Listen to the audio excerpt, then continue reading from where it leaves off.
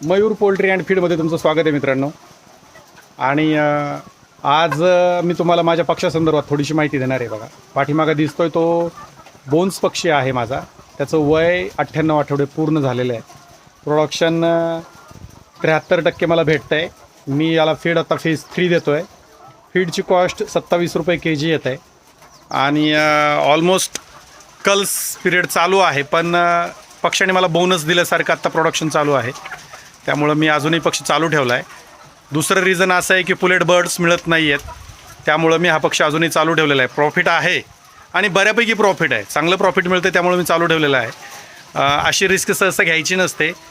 योगायोगाने कल्स रेटही चांगला आलेला आहे आणि त्यामुळं माझ्यासाठी ठीक जमेची बाजू आहे. पण पक्षी कल्स केल्यानंतर दुसऱ्या पक्षाचं नियोजन असणं गरजेचं आहे आणि आत्ता तरी तशी परिस्थिती नाही आहे. कुठेच बुकिंगमध्ये 12 आठवडे ते 15 आठवड्याचा पक्षी मिळत नाही आहे.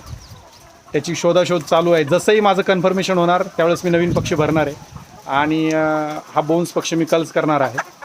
पण प्रॉफिट बऱ्यापैकी आहे. लोकांना मी सुरुवातीला जसं 1 रुपया प्रॉफिट ते 1.5 रुपया प्रॉफिटपर्यंतचा रेशो सांगितला होता, ते प्रॉफिट मला आत्ता ऑलमोस्ट 100 वीक्सला मिळतं आहे.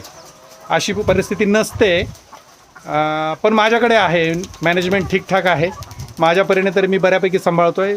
क्वचित मॉर्टॅलिटी चालू आहे. 1-2 दिवसातून एखादी मर होते, की जेणेकरून एवढा रिस्की रेशो नाही आहे माझ्याकडे मॉर्टॅलिटीचा. पक्षी सुदृढ आहेत, तुम्ही पाहू शकता. तुरे लाल आहेत, सरळ आहेत. अजून पक्षी कल्स करावा अशा परिस्थितीमध्ये नाही आहे. त्यामुळं तुम्ही पहा, पक्षी व्यवस्थित आहे, प्रोडक्शन चांगलं आहे. अंड्याचं शेल बऱ्यापैकी ठीकठाक आहे. तक्रार आहे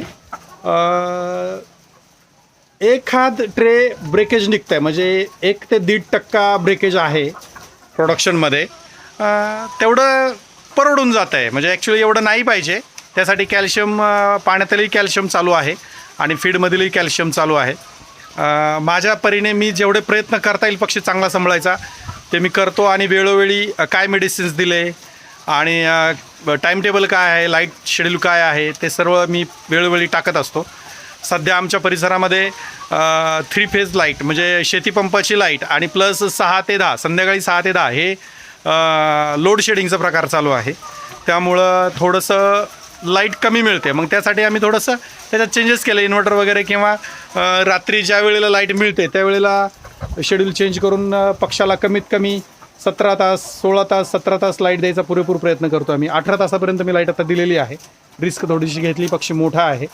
तर लाईट संदर्भातला व्हिडिओ मी नंतर बनवणार आहे. फेज 3 फीडला सोया DOCचा रेट 73 रुपये kg, मका 22 रुपये kg, BRB 21 रुपये kg हा फीड रेशो चालू आहे.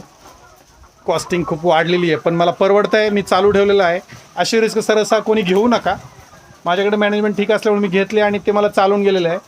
मला फक्त एवढंच सांगायचं आहे की पक्षी कल्स करण्या अगोदर पुढचा पक्षी बुकिंग करा.